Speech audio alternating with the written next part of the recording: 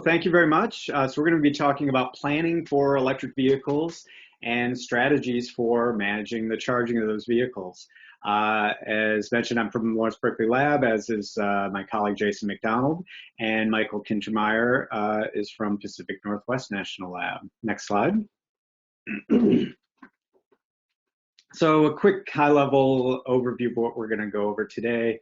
We're going to talk about why this is important and provide some examples of current and future EVs and EV charging stations, present some considerations from a grid planning perspective, some examples of investments in charging infrastructure, a discussion of forecasting methods, algorithms, and some of the current work in that area. A bit on existing forecasting tools that can be used for EV charging load. An example of utility planning, and we'll leave you with some questions that you can ask in planning for transportation electrification, and some resources, and then we'll have a Q&A. Next slide. So the major driver here is in reducing greenhouse gas emissions. There is a drive to replace fossil fuel-based vehicles with electric vehicles. To meet those goals, we'll need EVs at such a level that charging them will put gigawatts of load on our existing grid. A particular challenge to this relative to current electric loads, such as residential, commercial, and industrial, is that EV loads can vary both in when and where they occur. This challenge, though, also presents a great opportunity because this variability can be used to our advantage in minimizing the impact on the grid and minimizing or reducing the cost of that infrastructure to support that load and by shaping or incentivizing the time and place that vehicles charge, and not only reduce the impacts, but also provide benefits of flexibility and services that could benefit the grid. To give an example of the type of load crease we're looking at the residential level, level 2 charging station, which is a faster charge and is growing in utilization in homes, represents a 6 to 12 kilowatt load, which is comparable or exceeds in any residence. And the total amount of energy that will be consumed to charge vehicles at a home is forecasted to represent 25 to 45% of a residence's annual energy use. To drill down a little bit more in the ways that EV loads differ, EVs are mobile. They can charge in different places. We'll go over some of those locations. And not only can that charge vary between different EV owners and their EVs, but even the same owner and EV, their charging load can vary day to day, different days of the week, different seasons. And another critical aspect here is to get the flexibility to shape these loads, to provide incentive or create rates that make it appealing for EV owners to allow their vehicles to be used and allow their charging patterns to be changed. You have to compete with the critical value of providing that mobility. Next, I think we're going to go to a poll now, or no, after this slide, I guess. Oh no, there we go. Okay, so how do utilities in your state treat EV load in distribution system planning? And EV loads are added to other load growth and DER assumptions. EV loads are uncertain. Utilities develop many scenarios. Or charging management is addressed through scenario analysis.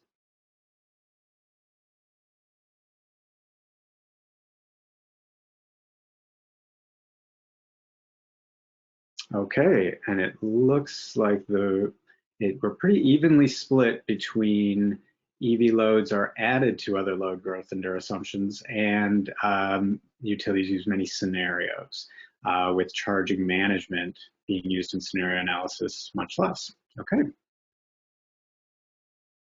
So a quick overview of current EV availability. I think you're all familiar with EV sedans that are available, that have been for about the past decade. Nissan Leafs, the Tesla line, Chevy Bolt. There are some plug-in hybrids as well that have smaller batteries because they have a small gas engine to supplement. Currently, there are no OEM light-duty trucks or minivans. There are plug-in hybrid minivans, but there are plans and proposed makers have these in the works as well, and they'll have about the same size batteries. At the medium-duty level, so we're talking about delivery vans, work trucks. There are some makers entering this space. There is some availability, but it is limited. Bit larger battery sizes. Probably the most noteworthy here is the recent news of Amazon's order for 100,000 fully electric delivery vans. On the heavy duty side, transit buses, there are a couple different makers that are operating in the U.S. They are mostly at pilot scale, some operating in normal operation, but definitely out there being produced, and again, limited, but we're seeing it. Long haul trucks, there's interest in it. The work has begun. Battery size will be very large. They're not quite on the road yet, but there's a drive to get them soon in the future. Some of the important considerations here are, as battery costs decrease, the battery sizes will increase in vehicles, especially in light-duty vehicles, in which there's a concern about, and the other sections as well, but where there's the concern of range anxiety. So to alleviate that fear of running out of charge, as these batteries get larger, the charging patterns will change too. With a smaller battery, mostly had to charge every day. You can count on kind of that charge every day. A larger battery, maybe someone charges every other day, once a week, and so there'll be some need to look at those changes. Autonomous vehicles, driverless vehicles, which may be a little further out, but will also change charging patterns because they'll want to minimize the amount of time that they're sitting, so there'll be less ability to move their charging load around because they'll want to be on the road and not sitting and decreasing their charge amount. Next slide. Next slide. So locations, residential charging, very common. Workplace charging is growing. Public charging is a little more nascent. Another place that should have been listed here is fleet charging, depot charging. And the types of charges in each of those locations. Residential can use both level 1 and level 2. A lot of residents could use just level 1, which is a standard house outlet. Some workplaces just use those standard outlets as well. Mostly though, workplaces, commercial, public are going to use the level 2 chargers, which range from 3 to 19 kilowatts. The fast chargers are used for quicker fills for travel, so you'll see them on transit corridors, more like gas station type of charging locations. Also used by fleets though as well. Powers 50 to 350 kilowatts.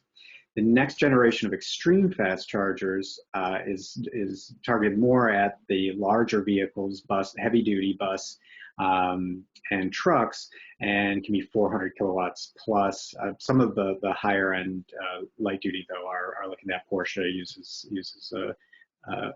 a larger charging power. Next slide.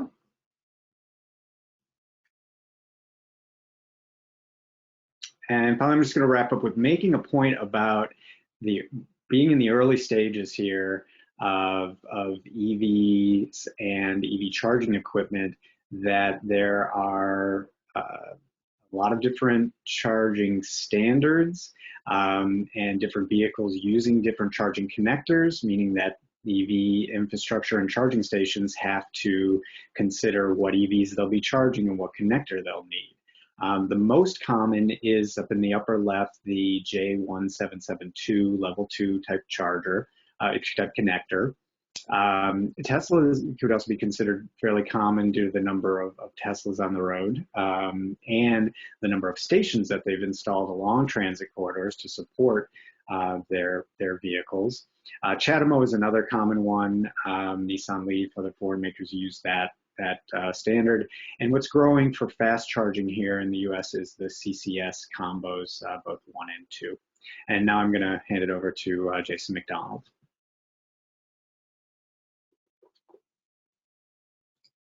All right. Thanks, Doug. So I'm going to jump in and talk about ownership models for charging infrastructure. The way I've been thinking about this ownership models is kind of who funds it and who operates it. There's the same sort of large categories of actors, utilities, or the private sector, or individuals' residences, and then public sector might all fund these or provide some measure of funding for infrastructure. And then we'll talk more about utility in the next couple of slides, but just to give you a flavor of the private and public. So in the private sector, you can have kind of the vertically funded and operated approach, like automakers like Tesla and Volkswagen, who've bought their own charging and created their own networks. Or you might have things like a retail chain who puts in charging infrastructure for their customers, but would like a charging services company to manage that infrastructure and allow them to recoup the cost of their electricity using their network, and so connecting to a charging network in that sense. And that's the same can be true of office buildings, where they might be providing for free charging, or in some way providing charging for their employees, but could also be working with a charging services company. So it could be multiple actors in a funding and operating kind of structure for the private sector. In the public sector, similarly, we could have this multiple actor kind of version where maybe a municipality puts in some charging, but then connects it to a charging services company and has them operate for them. The other way that is commonly some charging infrastructure is funded is through rebate and pilot programs that may be supported by the state or other government agencies. Something to consider when we're thinking about all of these is there, since assuming that we begin with the assumption we want to bring this EV charging load, assuming we want to bring this EV charging load, are we providing adequate incentive through rebate programs, or is there already adequate incentive through the demand for charging to get this infrastructure in place? There's always that chicken and egg problem between charging infrastructure and the EV demand. And then in the utility case, can they rate base this charging infrastructure, specifically charging infrastructure, or just the wires and things to get to it? Let's go to the next slide. So in a lot of states already, there's EV or utility ownership of EV infrastructure. We've got quite a number of states. This map coming from Bloomberg. And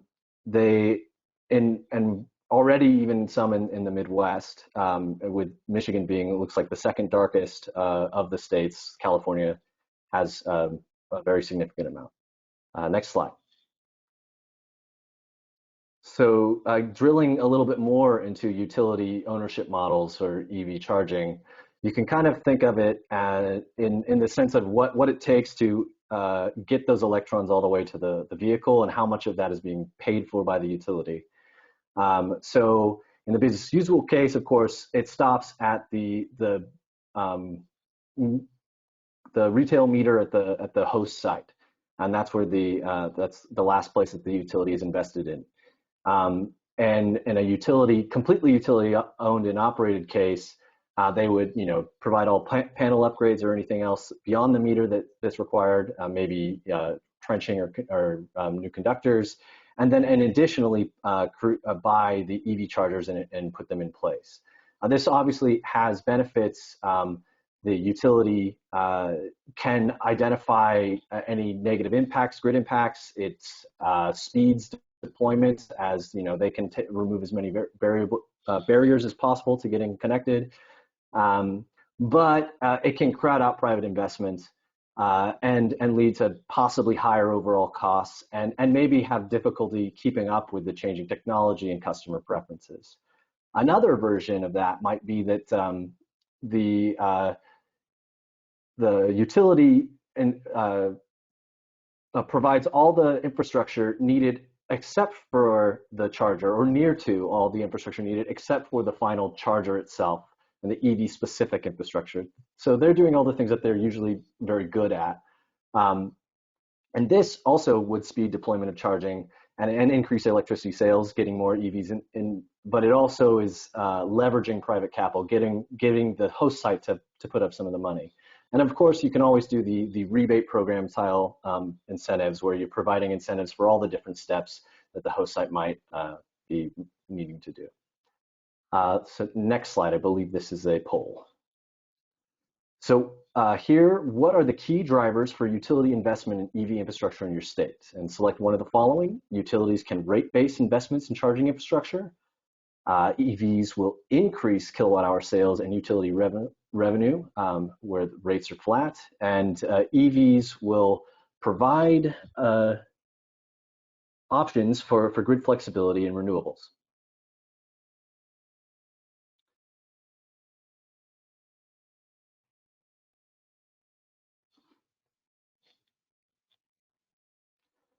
Excellent. So, wow, also a pretty even split between the first two, or exactly even. So it looks like the rate-basing charging infrastructure is the key driver. That's not surprising, and that it will increase sales. So this is mostly around ensuring that their utility is getting enough money. And then, okay, so we'll go on to the next slide now. So ownership models, what we've articulated so far is largely relevant for light duty vehicles.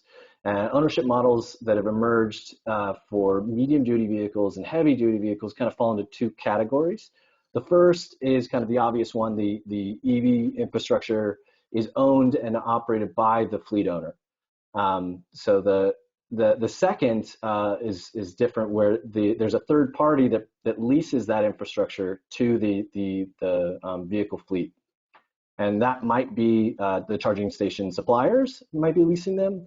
Vehicle manufacturers themselves might be leasing those things. It could be the turnkey systems from your typical electricity infrastructure equipment manufacturers. Or it could be coming from like the charging services network providers, the charge points and eMotorworks and EVgo's of the world. Next slide.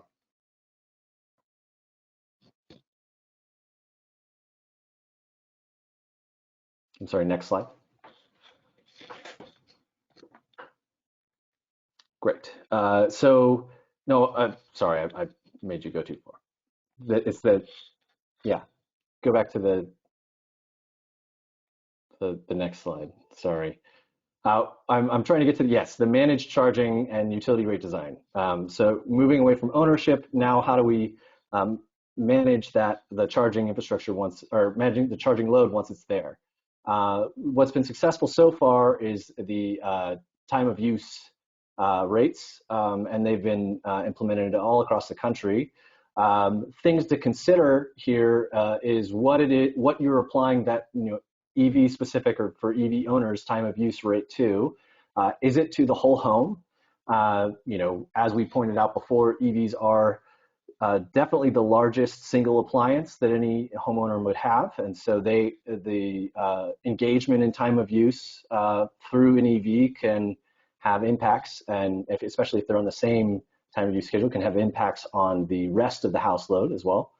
Or is this time of use rate applying to the EV only, in which case you need a sub meter or a secondary meter? And or some cases, the utilities have chosen to allow the native metering infrastructure already built into every charging station, or most charging stations, I believe, to provide that sub-metering to the utility. So here I'm highlighting an example residential rate, this one from PG&E, and what I want to point out here is there's a pretty large difference between off and on peak, roughly 3.5 to 4 times the price difference between those two, and that the off-peak period starts at midnight. That should be midnight. It says 12 p.m. And what that has the potential to do is kind of shown in this figure here. There's what in this figure is a travel survey based, I believe, model of electric vehicle charging, assuming the charging equipment that exists at home. If you look at the level 2 charging, there's a peak if unmanaged, around 7 p.m. And then if you instead defer all charging for a period which is easy to do and would happen with a time of use rate, that peak in aggregate from a lot of different vehicles, this is multiple vehicles, can be up to 4 times as high, but it'd be at midnight. So there's the risk that you create this shock to the distribution system that should be managed. This is once the EVs are at scale, and this is only EV load.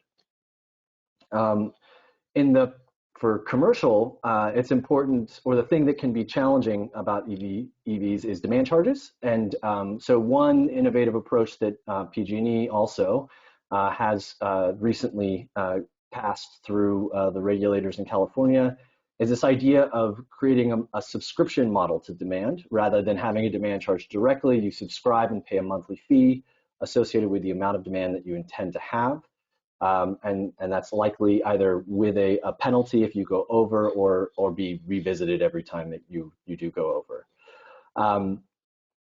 And then the last method of managed charging isn't through a tariff. Instead, it's through traditional demand response programs, where in the time of need, the utility or the operator can send a signal for curtailment of charging, or even a KW command, and to get the desired result. There's few examples of this at this point. There's been a few pilot programs in California, but they have led to they were successful enough that they've led to standardization of ensuring that there's communication to EV charging in California in the future. Next slide. So this next slide is just trying to highlight a few examples of effective TOU rates that you can go and look into. The big takeaway here is that all of these rates were successful at getting moving charging into the off-peak period. And then there's also a description of one of the demand response programs that were done in Southern California as well. Next slide. And the last thing before I hand it over to Michael, here I want to hit on a few key issues that we need to be thinking about when we're doing planning for distribution planning with EV infrastructure in mind.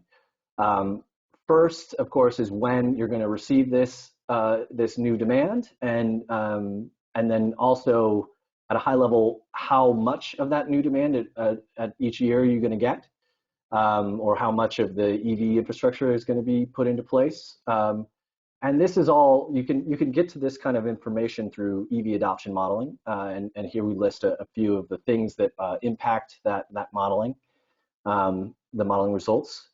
And then the second thing you need to think about once you know how much charging will be there is what the charging profiles will look like based on the travel that you might see in your jurisdiction. And so again, we've highlighted a few modeling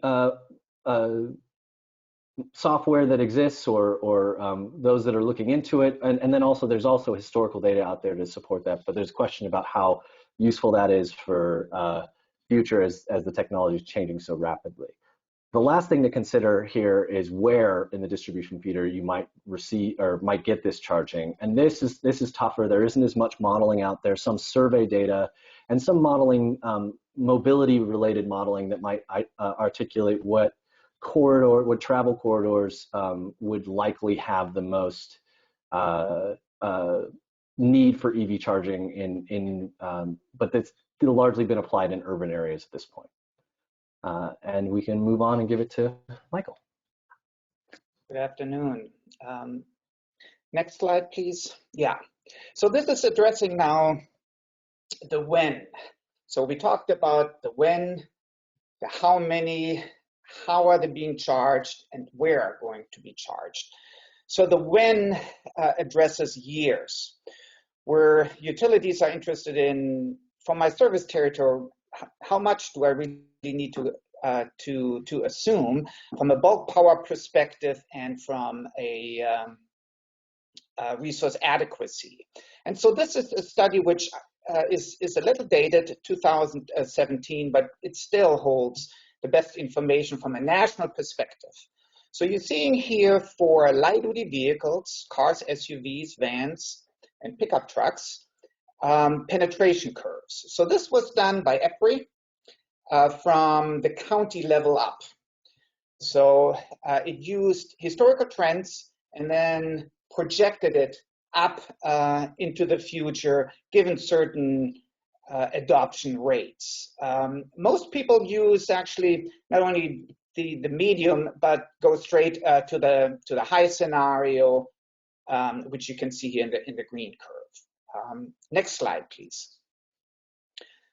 So when it comes to the underlying information, you're seeing here some historic sales numbers there, which are subject for this estimation there that you just saw in the previous slide. And you're seeing is the growth from a regional basis has primarily been taking place in a U shape around the coast there, with Texas there in the middle. Michigan has some here. It's not on it, but has some penetration as well. But the interior there is lagging a little bit, and we're hoping that they will catch up as well. Next slide. So now we're looking at some of the key driver, at least in the past, and they have been subsidies. Foremost, the federal tax credit. They are such that manufacturers up to 200,000 vehicles can get up to, buyers of electric vehicles can get up to $7,500 per vehicle. Up to the manufacturer's sales of 200,000, then it will be reduced to half of that amount, and then a quarter to that amount. And so for Tesla and General Motors, they actually fully subscribed to the available federal tax credits.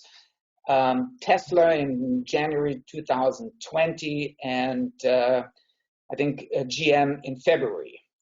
So if you buy a Tesla, if you buy a GM, you don't get a federal tax credit. On the state side is we also have seen a tax credit, not quite as generous, but still considerable. And so they're being added on to it, and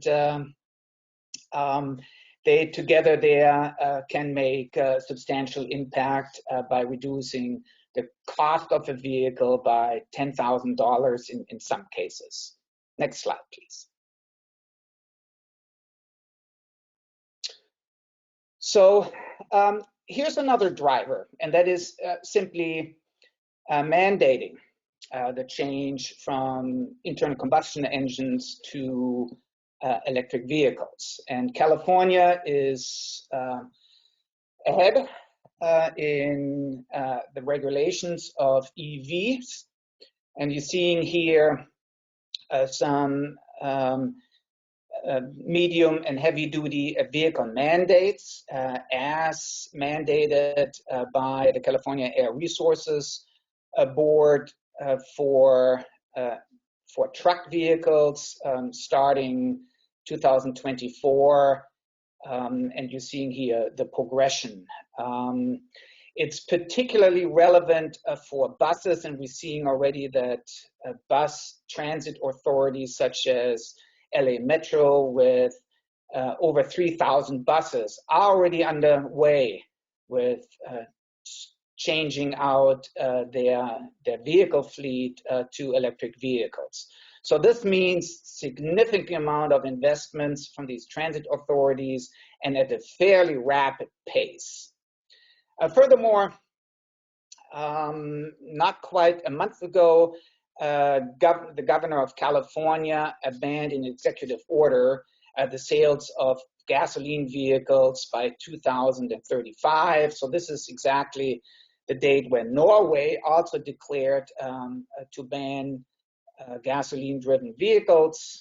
Actually, they broadened it to all vehicles in Norway, and you're seeing other countries, in particular municipal jurisdictions, London, Stuttgart, and European states have already also declared a ban on internal combustion engines. So this is coming.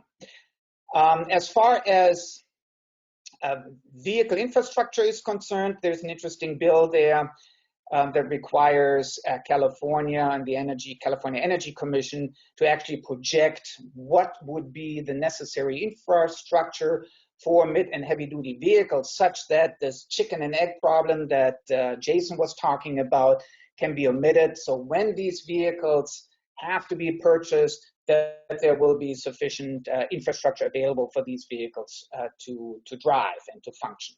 Next slide, please.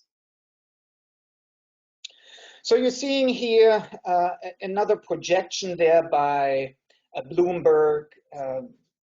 They're very into projecting there with lots of analysts on their staff.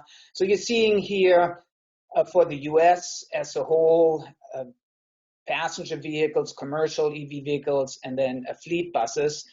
As I mentioned there before, California is really pushing the transit bus concept, being electrified, but other organizations, King County Metro in the Puget Sound, Seattle area, are also moving very aggressively, and elsewhere in the nation, you're seeing that transit authorities, particularly from an indoor, from an air quality perspective, are revamping and replacing their diesel fleet or natural gas-driven internal combustion engines.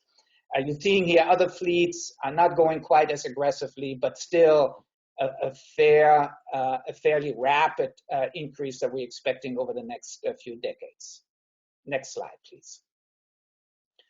So now we're switching over from the when to actually the how. How are these vehicles being charged? And that's looking at the load profiles of electric vehicles. And so you're seeing here on the left side, light duty vehicles, different charging profiles, and that are predicated on different assumptions of where electric vehicles are being charged and what the use patterns might be, and some of the control strategies that we already have seen emerging. And so you're seeing here some outputs from NREL's EVI Pro. It's publicly available. These charging profiles, which is probably the most authoritative that there are. It looks at really a composition of different scenarios intertwined there with some dominance, as you can see here, home, low, that is low capacity or low charging rate, no delay, and then with delay. So various options. We looked at it from a grid impact assessment perspective, and we're seeing here that this orange line there with a peak at 1900 hours is probably the one that would be most taxing and most stressful for both the bulk power as well as for the distribution system. On the mid-duty and heavy-duty vehicles there, these are some scenarios that PNNL developed for a recent analysis. We estimated for the mid-duty vehicles sort of a delivery truck vehicle-like operations with a use case such that the vehicles are charged overnight. So you're seeing here no charging during the day. The vehicles will be used during the day, and then at night will be charged. The heavy-duty vehicles, they don't have a home, so they will be driven along the highway network of the United States, and then picking up load and dropping it off. So we developed a model that simulates these driving behaviors, and you're seeing there much flatter load there because these trucks are being used 24/7 with some episodical peaks there, which are incurred when vehicles stop at major interstate highway truck stops and concurrently charging. So there are two key messages that this actually entails, and it's not included quite in this slide. And that is, if you aggregate the light-duty vehicle with the mid-duty vehicle and the heavy-duty vehicles to look at the composite, say for 2025 or 2030 scenario, from an energy perspective, the most electric energy will go into light-duty vehicles, simply because by numbers. Those are the ones that are around for the last 10 years, and they will be growing very rapidly. But if you look at the distribution system, from a distribution system perspective, the most taxing may actually be the mid and heavy-duty vehicle. Why? Because the charging currents are much higher for these vehicles. So the charging stations are much larger. On the heavy-duty vehicles, you saw in the previous slides, 500 plus kilowatts.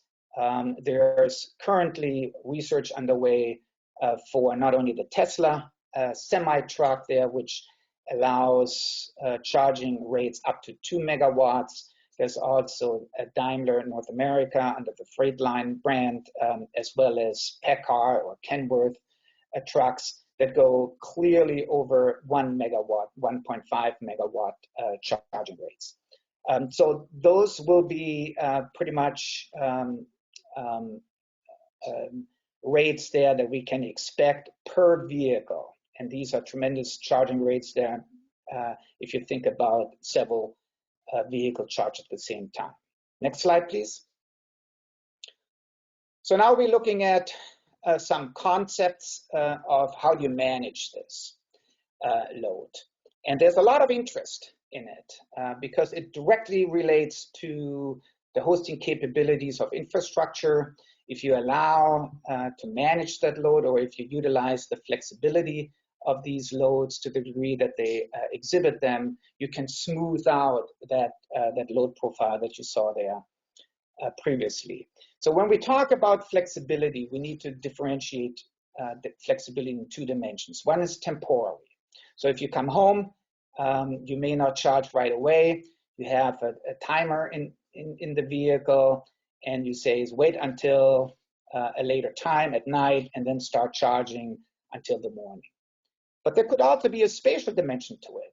You might say, you know what, my employer offers a charging at a much lower rate. I'm now so low that for a fixed price, I'm better off just wait until the next day, and then I go to work and charge there.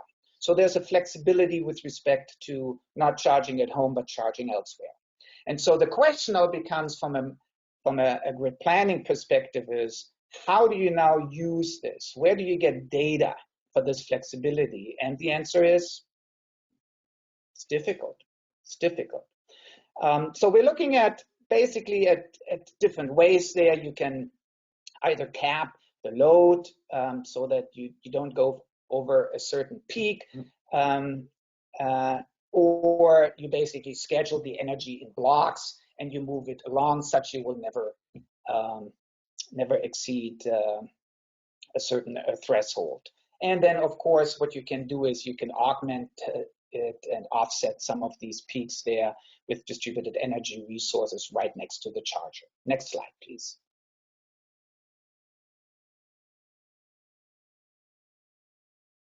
Oh, this animated. Yeah. So another challenge there is in looking at how it's being charged relates to the driving patterns.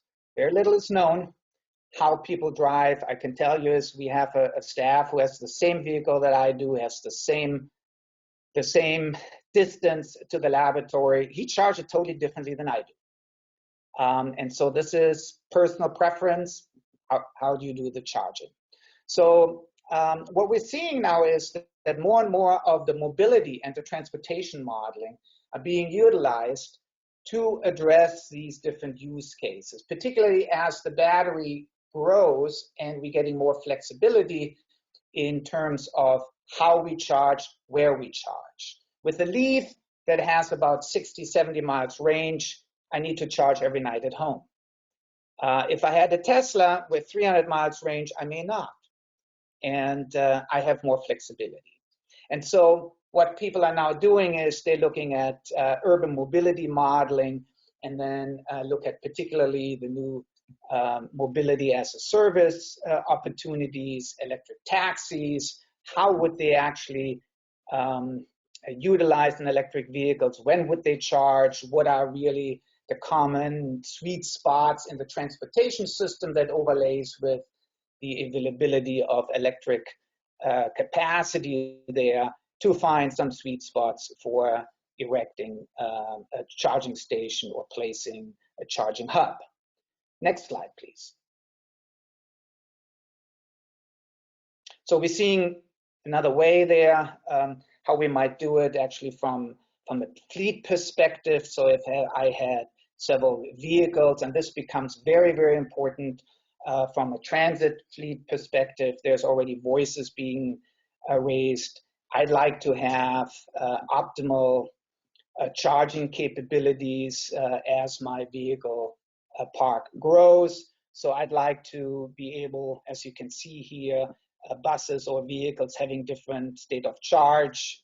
On the left-hand side, you're seeing A, B, C, and different times when they start and when they come back.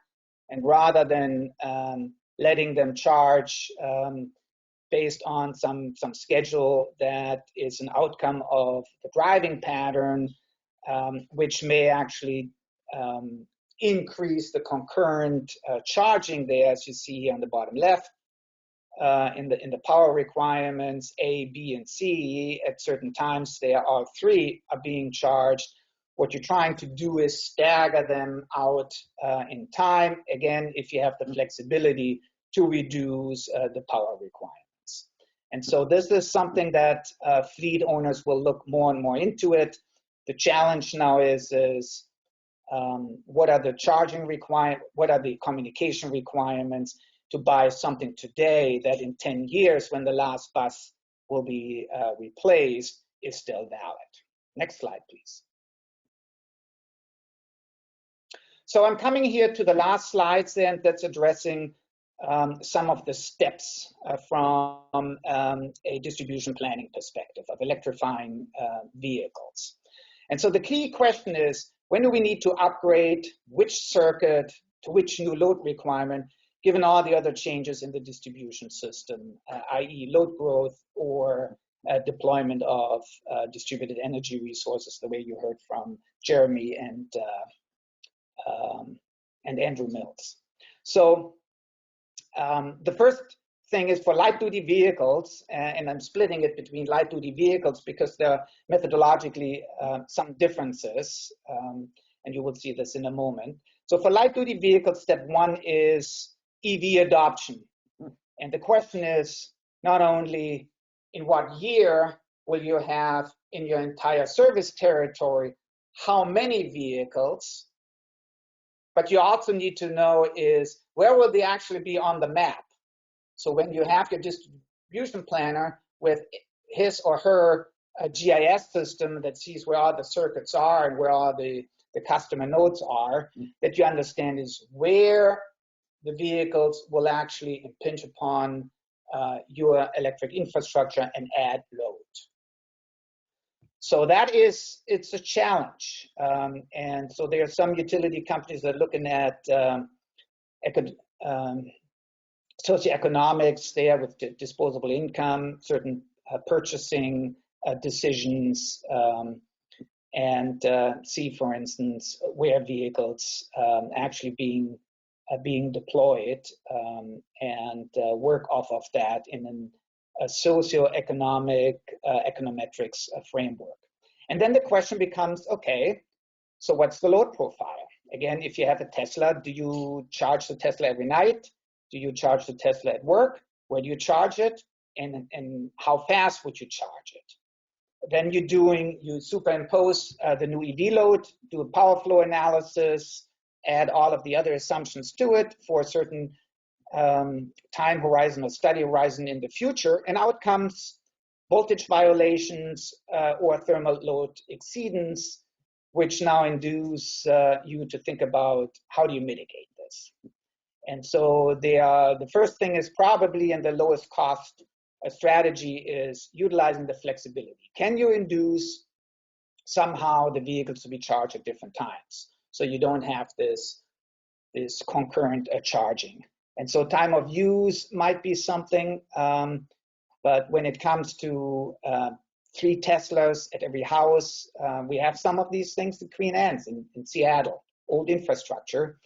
You need to really get at the individual vehicle and stagger the individual vehicles. So how would you do this? You need to have some load management control strategy.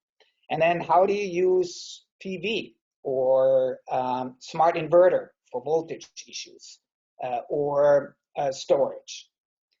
Or do you need to, does it not help and you have so much more growth there in other areas with new home developments there, and you're going straight to distribution upgrades? Next slide. And that's the final slide here on the mid and heavy duty vehicles. It's a different approach. So this is, rather than trying to look at historic data, there aren't any historic data. And so we've seen an approach that actually DT Energy in Detroit has done is they actually really did some survey of commercial industrial adopters. They looked at top view, let's filter out which one of my commercial industrial customers have large fleets, and which ones are then likely to replace their diesel vehicles or gasoline vehicles with electric vehicles. And so then they pick up the phone and talk to the fleet managers. Usually the fleet manager is not the person that they actually have dealt with, because the fleet manager deals only with gasoline or diesel, not with electricity. But that's one approach to really get a sense is, are there in the plans a switch over from fossil fuels to electricity? And then you're doing really dedicated what-if scenarios for this additional load. You need to discuss some of the use patterns, how these vehicles are being used, where they're being charged. Can you move a charging station from the depot charging opportunity to outside locations where you might distribute the burden a little bit? And then you're doing power flow analysis and looking again very similarly as in the previous approach at mitigation strategies. And with that, I'm handing it back to Doug. Thanks, Michael. Next slide, please.